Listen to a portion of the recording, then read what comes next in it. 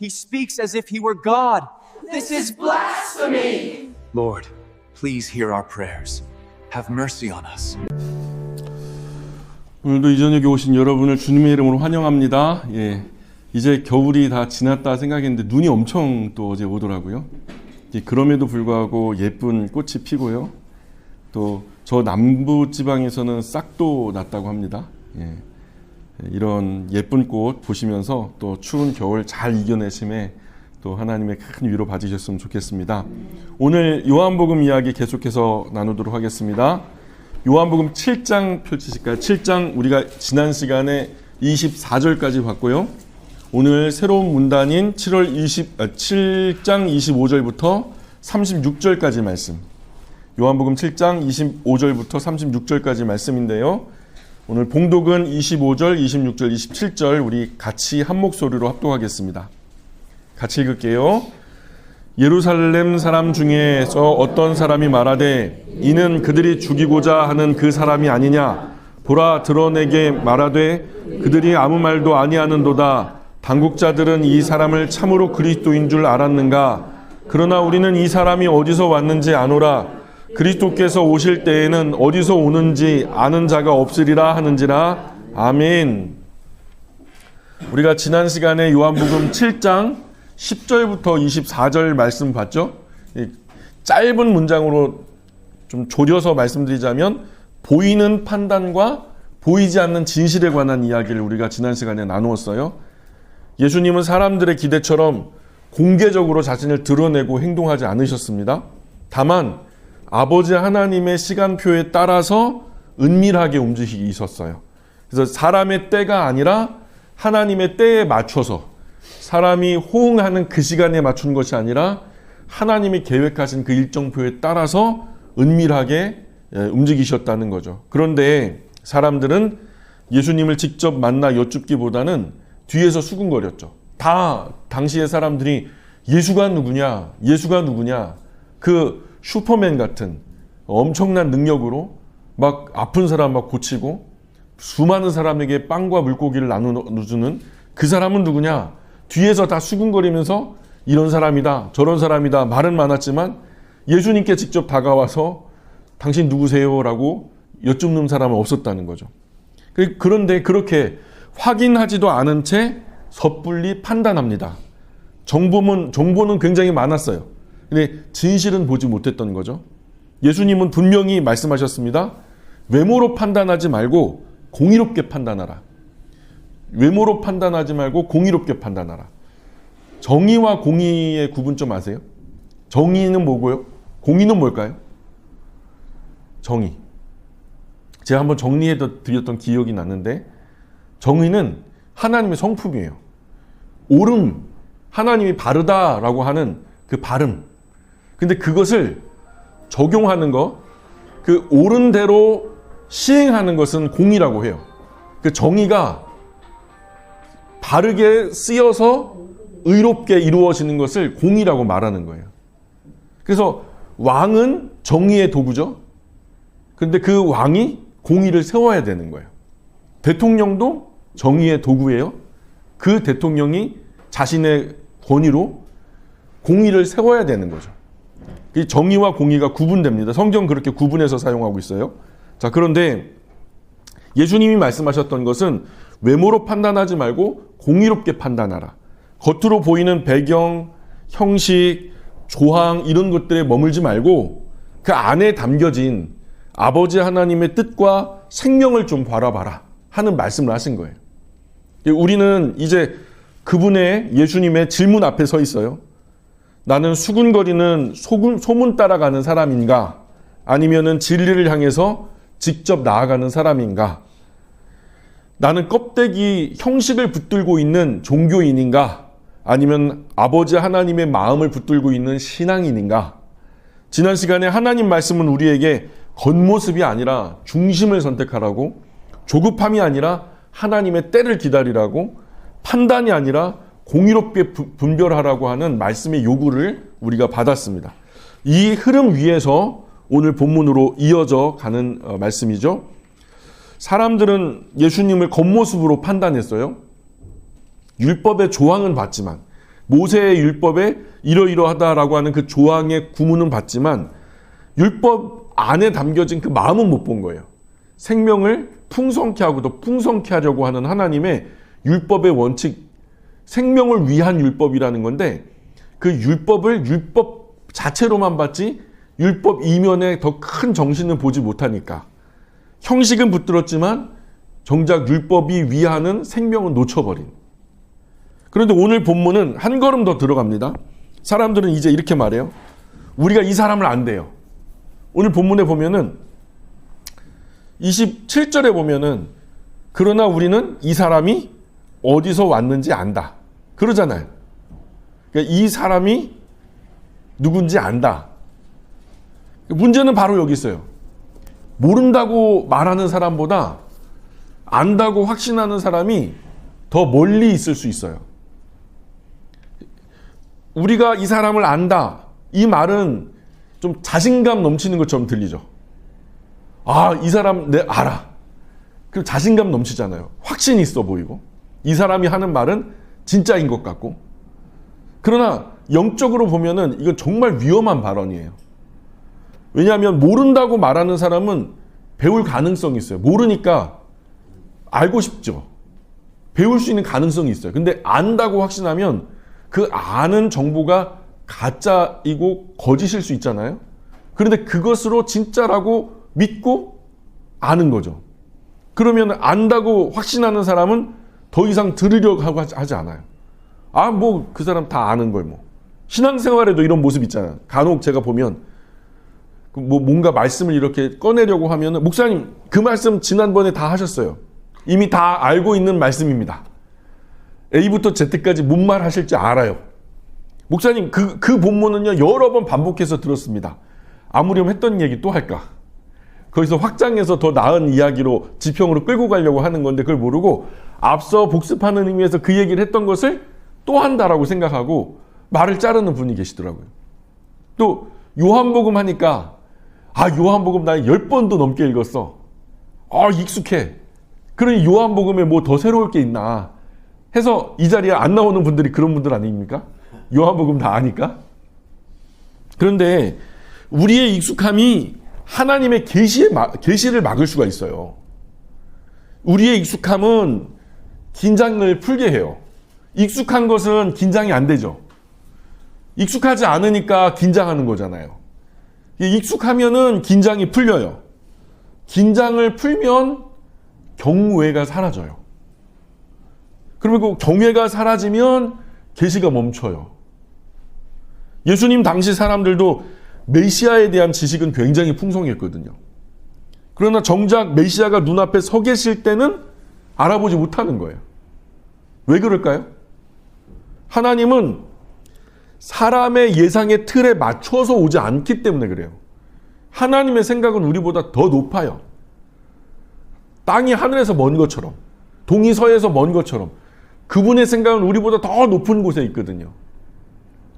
그러니까 정작 메시아가 눈앞에 있는데도 알아보지 못한 사람들은 근데 안다고 착각했어요. 우리는 이 사람의 고향을 안다. 친척을 안다. 형제를 안다.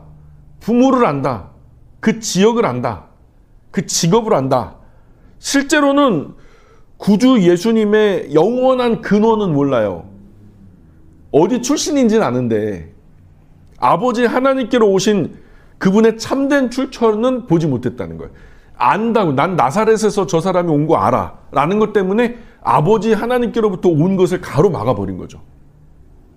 그리고서 두 번째는 뭐냐면 이는 그들이 죽이고자 하는 그 사람이 아니냐. 27절에 그 말씀이 나오잖아요. 근데 예루살렘 사람들은 예수님을 잘 안다라고 생각했습니다.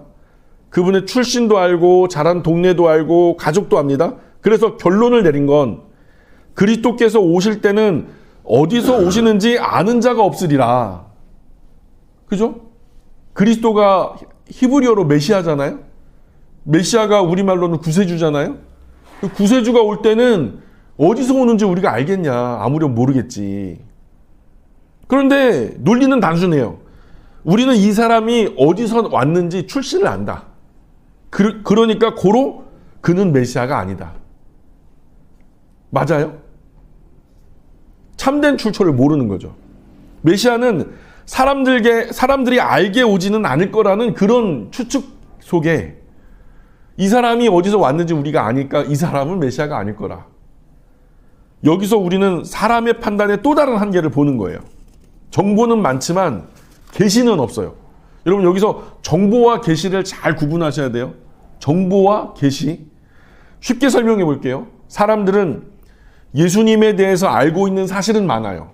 그분이 어디 출신인지, 부모가 누군지, 형제가 누군지, 뭘 하셨는지 이런 것에 대한 정보는 아는데, 그죠? 고향과 가족, 어떤 기적을 행했는지. 그러나 그분이 하나님께로부터 보내심을 받았다라는 참 메시아라는 사실은 보지 못하는 거죠.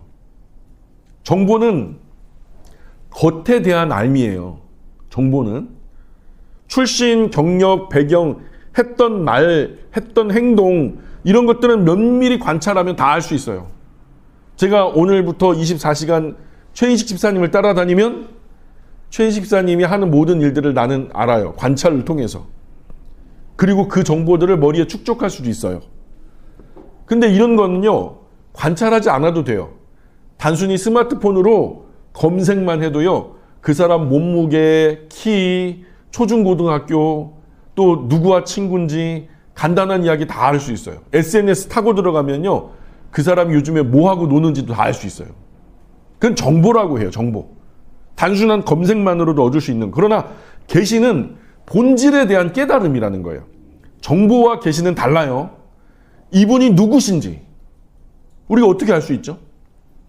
하나님이 뭘 하고 계시는지, 이 사건의 영적인 의미가 뭔지, 이것은 단순히 많이 안다고 보이는 게 아닌 거예요.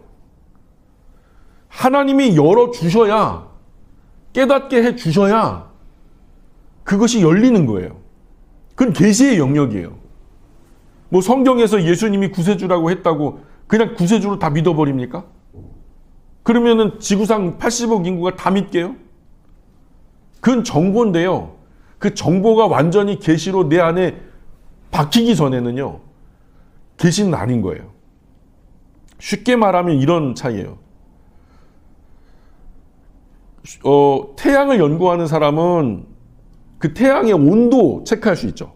뭐 빛의 밝기나 뭐 색깔로 뭐 어느 정도는 추측이 가능하다고 해요. 그리고 구성 성분이 뭔지, 또 크기는 지구에 비해서 얼마나 큰지, 거리는 거기까지 얼마나 먼지, 이런 거는 다 알아요. 그래서 그 태양에 대한 정보는 모을 수 있어요. 그런데 아침 햇살을 얼굴로 맞으면서 아, 따뜻하다, 오늘 날씨 너무 좋은데, 아, 너무 행복하다, 태양을 누리며 느끼는 것은 다른 경험이라는 거예요.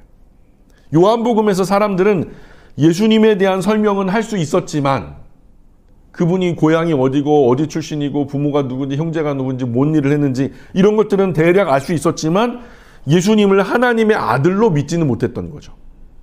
신앙에서도 마찬가지예요. 성경 지식을 많이 아는 것하고 아버지 하나님을 신뢰하는 것하고는 다른 얘기예요. 교회 오래 다닌 것과 구주 예수님을 인격적으로 아는 것은 또 다른 얘기고요. 정보는 얼마든지 수집할 수 있어요. 그러나 계시는 열어주셔야 보이는 거예요. 성경을 예로 들까요? 성경을 연구하는 학자는 히브리어, 헬라어, 문화적 배경, 역사적 배경 얼마든지 그것을 더 많이 알고 설명해 줄 수 있어요. 그러나 무릎 꿇고 기도하는 사람은 그분의 말씀 앞에서 눈물을 흘립니다. 수많은 정보가 아니고요. 왜 이 사람이 그분 앞에, 그분 말씀 앞에 무릎 꿇고 울면서 기도하냐면 그분이 참 하나님으로 내 안에 담겨진 거예요. 학자는 그것과 다르다니까요. 같은데 같은 말씀이잖아요. 그런데 왜 다릅니까? 정보는 머리를 통과하지만, 그죠? 우리의 머리를 통과하지만 계시는 우리 심장을 통과해요. 베드로는 갈릴리 어부였잖아요. 학문적으로는 탁월한 면이 없었어요. 그러나 그가 고백하죠. 뭐라고 고백해요? 주는 그리스도시요 살아계신 하나님의 아들입니다. 그 고백은요, 정보에서 나온 것이 아니었던 거예요. 예수님도 말씀하시잖아요. 이 고백을 한 직후에 베드로에게 이것을 너에게 알게 한 이는 혈육이 아니다. 하늘에 계신 네 아버지시다. 이게 계신 거예요. 수많은 지식과 정보가 계시가 되는 것은요, 우리의 일이 아닌 거예요. 하나님의 일인 거예요. 계시는 하늘에서 옵니다. 그래서 겸손한 자에게 열려요. 몰라요. 알게 해주세요. 하나님, 주님, 나는 믿음이 없어요. 믿음 없음을 불쌍히 여겨주세요. 결핍이 있는 사람, 가난한 사람, 내가 죄인이라는 걸 깨닫고 구원이 필요하다는 것을 인식하는 사람, 이런 사람에게 계시가 열리는 거죠. 그래서 정보는 머리에 쌓여요. 계시는 마음이 열릴 때 임하고요. 그래서 예수님은 지난주 본문에서 이렇게 말씀하셨죠. 7장 17절에 뭐라고 말해요? 요한복음 7장 17절에 하나님의 뜻을 행하려 하는 자는 알게 될 것이다. 이게 계시라는 거예요. 순종하려고 하는 사람들에게 열리는 것이 계시라는 거예요. 하나님 아버지를 신뢰하며 그분께 순종하려고 하는 마음이 있을 때 비로소 계시는 열리는 거예요. 그냥 간 보려고, 아나 모르나 시험하려고, 그냥 내가 많이 알고 있다는 것을 좀 사람들에게 나타내 보여주려고, 이런 식으로 하는 허세가 있거든요. 그것은 계시라고 말하지 않아요.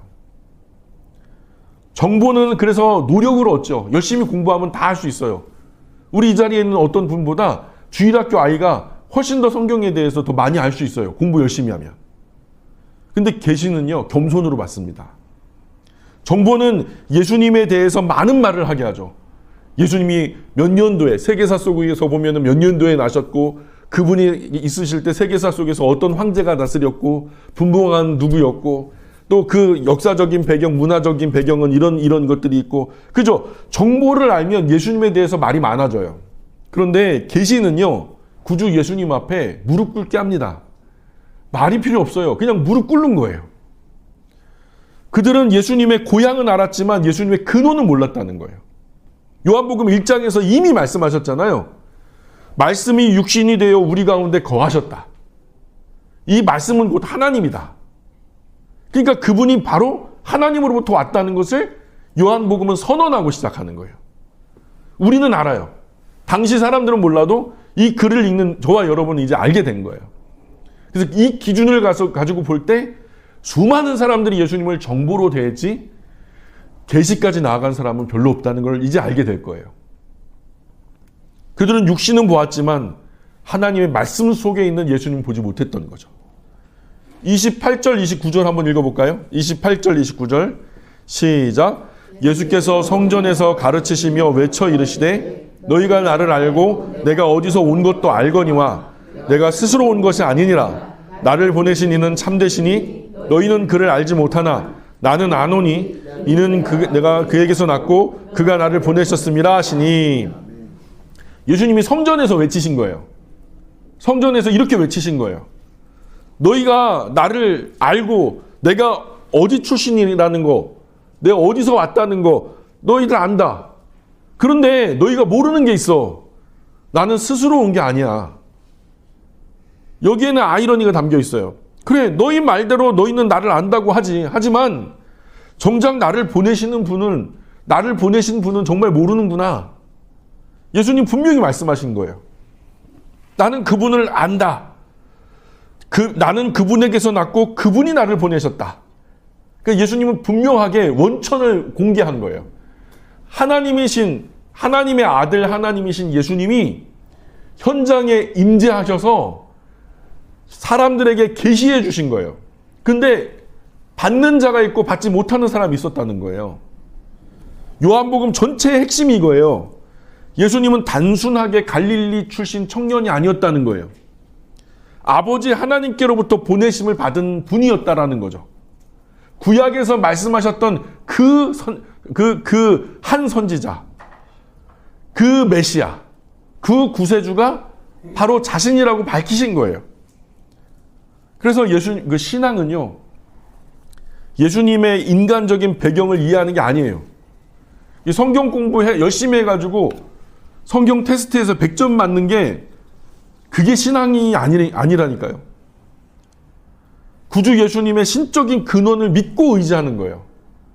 구약에서 성부 하나님께서 내가 너희를 위해서 구세주를 보내주겠다 하셨던 그분이 진짜 구원자로 오셨고 그 구원을 십자가 위에서 이루시고 사흘 만에 사망의 권세를 깨뜨리시고 부활하셔서 너희도 나를 따르는 자는, 나를 믿고 신뢰하는 사람들은 이와 같이 부활을 얻게 될 거다라고 삶으로 선언하신 그 구주 예수님, 그 신적인 근원을 신뢰하고 의지하는 사람, 그것이 신앙이라는 거죠. 그래서 30절에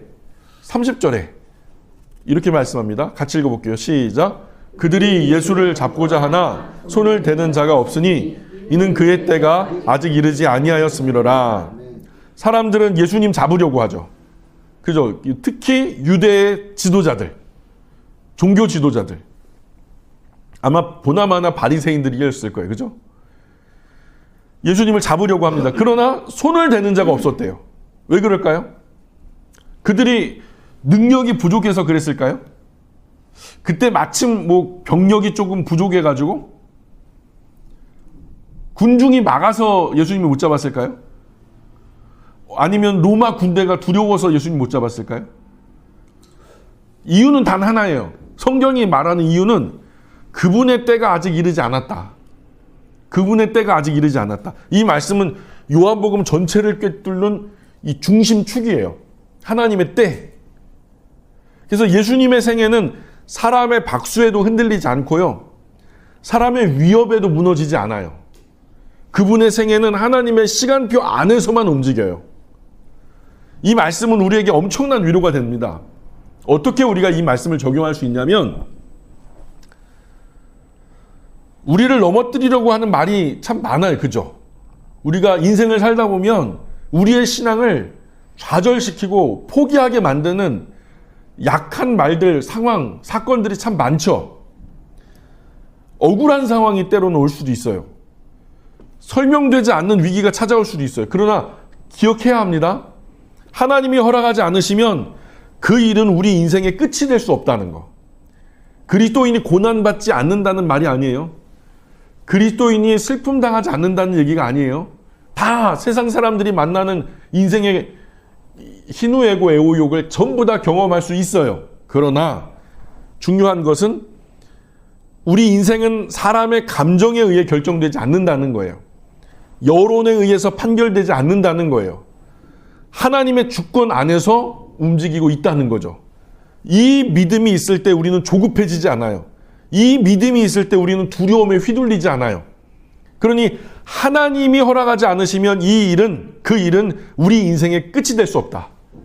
오늘 우리가 인생이 막 크게 흔들릴 만큼 큰 사고를 당했다 해도, 우리가 인생에서 더 이상 복구할 수 없을 만큼 큰 중한 질병을 깨닫게 되었다고 해도, 평생 일궈왔던 금자탑이 완전히 다 무너졌다 해도 그런 것들이 우리를 끝이라고 선언할 수 없다는 거예요. 그분의 때가 이르지 않았다. 우리가 지난 시간에도 나눈 말씀이잖아요. 사람의 적대감에도 사람의 음모에도 하나님의 때를 앞당기지 못합니다. 예수님의 생애는 군중의 감정에 좌우되지 않았어요. 십자가조차도 우발적으로 어쩌다가 그렇게 되어진 사건이 아닌 거예요. 어떻게 예수님이 하다 보니까 재수가 없어서 그냥 유대인들의 미운 털이 박혀서 결국 재수 없이 십자가에 올라가서 우연히 그냥 어쩌다 그렇게 돌아가신 게 아니라 아버지 하나님의 정하신 시간표 안에 있었던 사건이라는 거예요. 저와 여러분 인생도 마찬가지죠.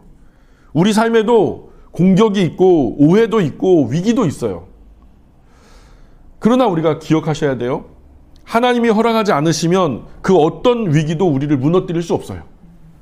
우리는 우연 속에 사는 존재가 아니라 하나님의 시간표 안에 있는 사람들이다. 우리 이것을 신뢰하셔야 돼요.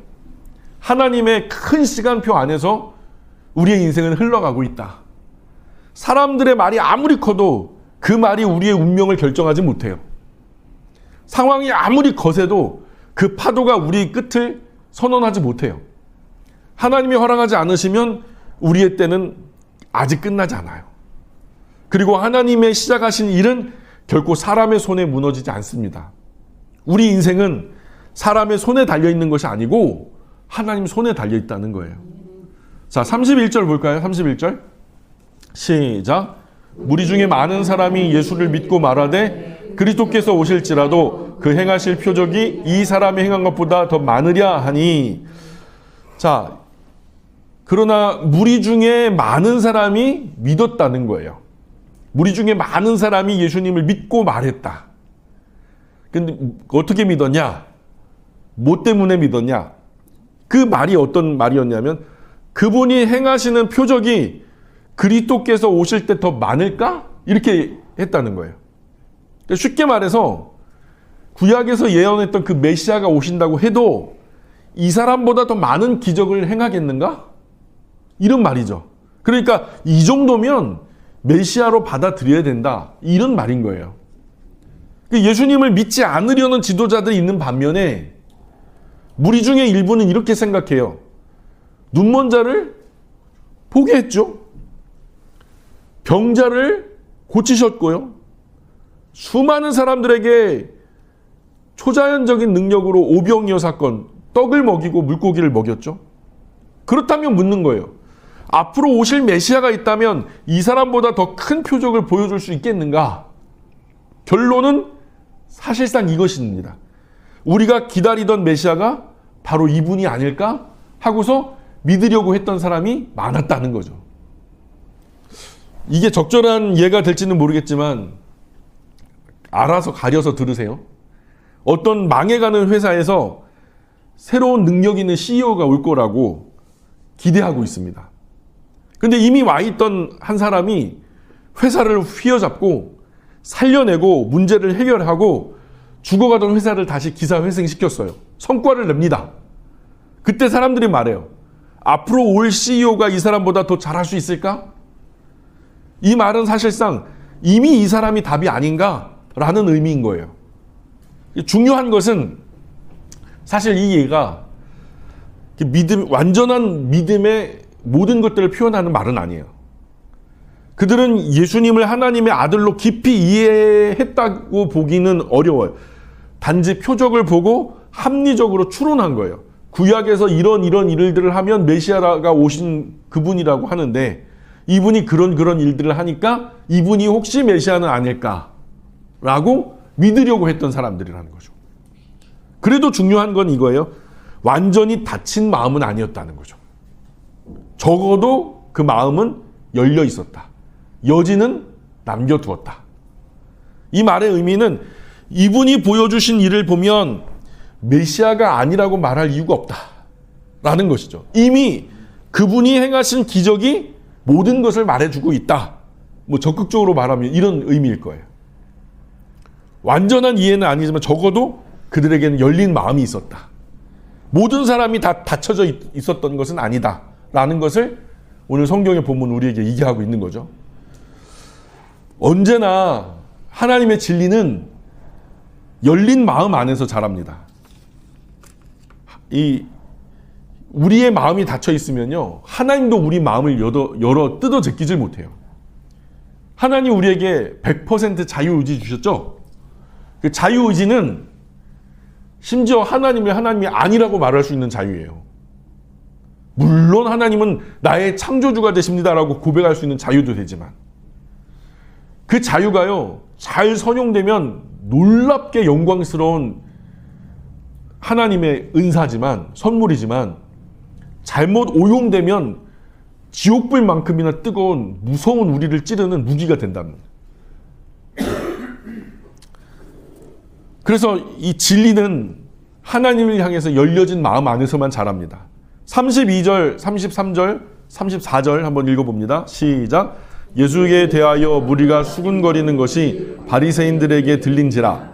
대제사장들과 바리새인들이 그를 잡으려고 아랫사람들을 보내니 예수께서 이르시되 내가 너희와 함께 조금 더 있다가 나를 보내신 이에게로 돌아가겠노라. 너희가 나를 찾아도 만나지 못할 것이요 나 있는 곳에 오지도 못하리라 하시니. 아멘. 너희가 나를 찾아도 만나지 못할 것이다. 바리새인들은 군중의 움직임을 두려워합니다. 그래서 예수님을 잡으려는 마음이 있어요. 왜냐하면 예수님의 영향력이 수천 년간 내려왔던 유대교를 뒤흔들 만큼 엄청난 것이니까. 그때 예수님이 의미심장한 말씀을 하시죠. 내가 너희와 함께 조금 더 있다가 나를 보내신 이에게로 돌아가겠다. 자, 그리고 이렇게 선언하셔요. 그때가 되면 너희가 나를 찾아도 만나지 못할 것이다. 이 말씀이 좀 무섭게 들립니다. 지금은 어때요? 예수님이 그들 눈에 보일 만큼 가까이 계시죠. 그렇죠? 그리고 지금은 그분의 음성을 귀로 들을 수 있을 만큼 가까이 있어요. 그리고 지금 궁금한 생각을 직접 여쭈어 대답을 들을 수 있을 만큼 가까이 있죠. 그러나 기회를 계속 미루면 영적인 감각은 둔해집니다. 빛이 있을 때 눈을 감으면 결국 빛을 보는 능력 자체가 약해지죠. 신앙도 그래요. 오늘의 감동을 미루고 오늘 우리에게 주신 그 결단을 미루고 오늘 우리가 순종해야 할 말씀을 미루면 마음은 점점 굳어져 버리는 거예요. 결국 세상과 똑같아져요. 이미 복음이 들어왔는데 딱딱한 길가밭이 돼가지고 타져 없어져 뿌리가 못 내려요. 돌짝밭에도 마찬가지고 가시밭에도 그렇고 복음이 주어졌어요? 안 주어졌어요? 주어졌다는 거예요. 오늘 성경은 말합니다. 오늘 너희가 그의 음성을 듣거든 너희 마음을 완고하게 하지 말라. 말씀 들을 때 그때가 기회라는 거예요. 오늘 저와 여러분에게 이 말씀이 들리죠? 이때가 기회인 거예요. 예. 신앙은 언젠가가 아니라 들리는 지금, 오늘이라는 거예요. 이 말이 무슨 뜻입니까? 지금 가까이 계십니다. 말씀도 하고 계십니다. 손을 내밀면 만질 수 있는 거리입니다. 그러나 거절이 계속되면 기회는 영원하지 않다는 거죠. 요한복음은 반복해서 말씀해요. 빛이 왔으되, 빛이 사람들 가운데 왔으되 사람들은 어두움을 더 사랑하였다. 똑같은 거예요. 그때만 그래요? 오늘도 그래요. 수많은 사람에게 하나님의 복음이 지금도 떨어지고 있어요. 빛이 왔으되 사람들이 어둠을 더 사랑하는 거예요. 어둠 쫓아 그 세상으로 가는 거죠. 말씀의 빛조차 이곳으로 달려오는 게 아니고요. 35절 36절 볼까요? 35절 36절 시작. 이에 유대인들이 서로 묻되 이 사람이 어디로 가기에 우리가 그를 만나지 못하리요? 헬라인 중에 흩어져 사는 자들에게로 가서 헬라인을 가르칠 터인가? 나를 찾아도 만나지 못할 터이요? 나 있는 곳에 오지도 못하리라 한 이 말이 무슨 말이냐 하니라. 아멘.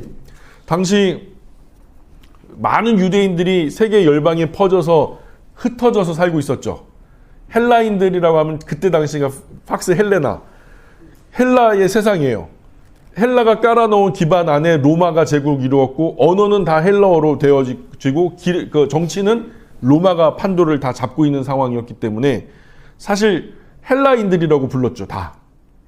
그러니까 헬라인들이라고 하면은 유대인들이 그리스도인으로서 그들 가운데, 그러니까 유대인으로서 그들 가운데 살아가는 디아스포라 유대인을 말하는 건데, 그러면은 유대인들이 여기서 예루살렘 중심으로 막 방해가 많고 회방이 많고 하니까 받아들이지 않는 이 사람들을 등지고 흩어져 있는 유대인, 디아스포라 유대인들에게 군데군데 찾아다니면서 복음을 전할까? 뭐 이런 거 아닌가라고. 그러니까 이들은요 여전히 지리적 이동만 생각하는 거예요. 그러나 예수님은 무슨 말씀하신 거죠?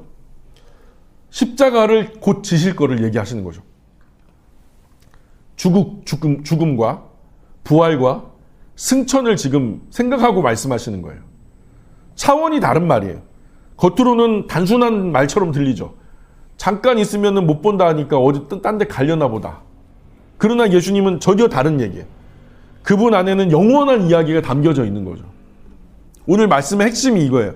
지난 시간 우리는 외모로 판단하지 말라 말했잖아요. 오늘은 한 단계 더 깊이 들어가요. 안다고 착각하지 마라. 안다고 착각하지 마라. 지난 시간이 한 줄로 줄여서 외모로 판단하지 말라는 말씀이었다면 오늘 말씀은 안다고 착각하지 마라. 우리는 예수님에 대한 이야기 많이 합니다. 많이 하기도 하고 많이 알기도 하고 교회도 오래 다녔습니다. 성경 이야기도 익숙해요. 그래서 다윗 얘기가 나오면 무슨 얘기할지 다 알죠. 모세 이야기 나오면 뭔 얘기할지 알아요. 그러나 우리는 계속 질문해야 됩니다. 계속 질문해야 돼요. 왜냐하면 정보가 아니라 계시를 계속해서 습득하기 위해서. 나는 구주 예수님의 진짜 배경을 아는가? 그분의 근원인 아버지 하나님께로부터 우리에게 비롯되었다라는 그것을 내가 진짜 그것을 믿고 있는가? 신뢰하고 있는가? 나는 그 구주 예수님의 참된 근원을 믿고 있는가? 나는 구주 예수님의 이야기를 정말로 제대로 알고 있는가? 단순히 그분이 나타낸 정보가 아니라 그 뒤로 흐르는 깊은 배경, 영적인 지식들을 우리가 알고 있는가? 구주 예수님의 인격을 진심으로 믿고 신뢰하는가? 그리스도인은요, 익숙함이 신앙이 되지 않도록 경계해야 됩니다. 정보를 신앙으로 착각하면 안 돼요. 구주 예수님을 아는 분이 아니라 매일 만나는 분으로 모셔야 됩니다. 지금 우리에게 주어진 은혜의 시간들을 소중하게 여기셔야 돼요. 사랑하는 여러분, 오늘 요한복음은 계속 묻고 있어요. 너는 나를 누구라고 하느냐? 이게 요한복음 내내 흐릅니다. 너는 나를 누구라고 하는데? 나사렛에서 온 분, 갈릴리 출신, 누구의 아들, 누구의 형제, 이런 식으로 말하면 유대인들과 똑같죠. 예수님은 그런 사람들을 보고 가슴 치고 계시는데.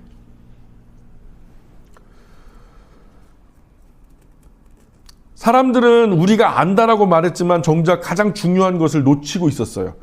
예수님은 오늘도 우리의 가장 가까이 계십니다. 우리가 읽는 말씀 안에도 계시고요. 우리가 드리는 예배 가운데도 계시고요. 성령 하나님으로 우리 각 사람 마음에서 지금도 마음 문을 두드리고 계시죠. 계시로 역사하기 위해서. 그러나 질문은 이거예요. 나는 예수님을 설명할 수 있는 분으로 아는가? 아니면 의지할 수 있는 분으로 주님을 믿고 있는가? 나는 예수님에 대해 말하는가? 아니면 예수님께 말하는가? 나는 예수님을 분석하는가? 아니면 예수님께 나의 삶을 맡기는가? 정보는 예수님을 논쟁하게 만들죠. 그러나 계시는 예수님 앞에 엎드리게 만듭니다. 무릎 꿇게 만들어요. 익숙함이 우리를 무뎌지지 않게 하기를 바랍니다. 매주 드리는 우리의 예배가, 그래서 우리에게 경건하다라고 하는 우리가 매일 아침마다 디보션 타임을 갖고 하는 이런 루틴들이 익숙해지면 타성해졌고요. 그때는 정보가 되지 계시가 되지 않아요. 익숙함이 우리를 무디게 한다라는 의미예요. 안다고 생각하는 교만이 우리를 가로막지 않게 하기를 바랍니다. 우리 안에 이런 고백이 다시 살아나기를 원해요.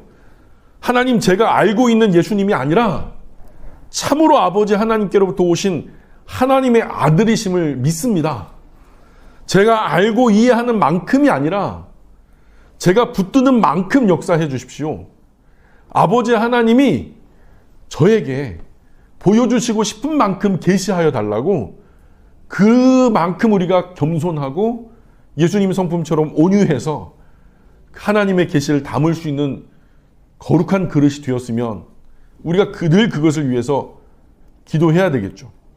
정보가 아니라 하나님을 더욱 신뢰함으로, 지식이 아니라 그분과 더 깊은 친밀함, 나아가서는 그분을 사랑하게 되기까지, 익숙함이 아니라 그분을 경외하는 곳까지 나아가서 우리 모두가 그렇게 신뢰로, 사랑으로, 경외함으로 주님 앞에 이르기를 축복합니다. 예수님은요, 오늘도 우리 가까이 계시죠. 그러나 마음을 닫아버리면 가까이 있어도 아무 소용없어요. 비가요, 억수로 내려도요, 내 마음 그릇 하나 엎어놓으면 물 한 방울도 안 들어갑니다. 가까이 있는 것이 구원이 아니라는 거예요. 내가 예수님 가까이 있다고 그 구원 아니라는 거예요. 당시 그 사람들 다 구원받았게요. 손 뻗으면 닿을 자리에 예수님이 계셨는데, 거기서 말씀하고 계셨는데, 여러분, 가까이 있는 것이 구원이 아니라 그분을 향한 진실한 신뢰가 진짜 구원이라는 거죠. 오늘 우리 안에 이런 기도가 일어나길 바랍니다. 정말로요, 내가 가까이 있다라고 착각해서 결국 구원에서 멀리 있는 채 주님의 부르심 받은 다음에 나중에 가가지고, 주님 저 알죠? 근데 내가 너를 도무지 모른다 할 리가 많다라는 거죠. 신앙이 있다 착각하는 우리가 아니라 진짜 신앙 안에 주님과 함께 동거하는 저와 여러분이 되셨으면 좋겠습니다. 여기까지 할게요. 기도하겠습니다. 아버지 하나님, 제가 안다고 착각했던 예수님이 아니라 참으로 보내심을 받은 아버지 하나님의 아들이심을 믿게 해주십시오. 정보가 아니라 하나님을 더욱 신뢰함으로, 지식이 아니라 참 친밀한 관계를 넘어서 사랑하는 데까지 나아가게 하여 주십시오. 오늘 말씀 안에서 만난 사람들처럼 안다고 생각하지만 모르는 사람이 아니라 겸손히 구주 예수님을 신뢰함으로 나아가는 그런 사람 되기를 소망합니다. 구주 예수님의 이름으로 기도합니다. 아멘.